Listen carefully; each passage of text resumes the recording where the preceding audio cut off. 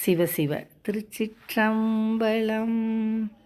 புற பூசையை விட அகப்பூசையால் பெரும் பலன் அதிகமா? இந்த கேள்விக்குரிய விடையை காண்போம். மன்னரின் மாளிகையில் ஊழியம் புரிகின்றவர் அம்மன்னரிடம் இருந்து மிகுந்த வருவாயை பெறுவர். மன்னர் அல்லாத பிறரிடம் பணி செய்கிறவர் குறைந்த வருவாயையே பெறுவார்.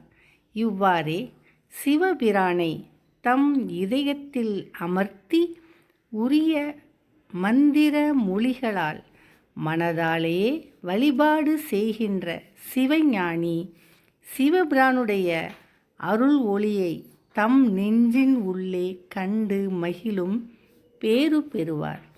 கடவுள் திருமேனிக்கு பிறர் காண மலரிட்டு வணங்குகிறவர் குறைவான பலனையே அடைவார்.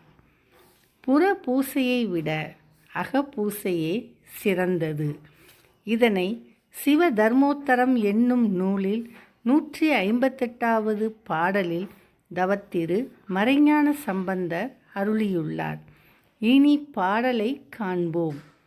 அகத்தில் புரிவார் அர்ச்சனையை அரிய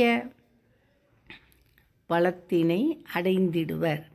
சகத்தில் புரிவார் சங்கரனை சார்வார் அதனில் தனிய பலம். அகத்துள் ஏவல் புரிவார்க்கும் அதிக பலமே அரையன்பால். சகத்தில் ஏவல் புரிவார்க்கும் அதனில் சிறுமை சார்ந்திடுமே என்பதாகும்.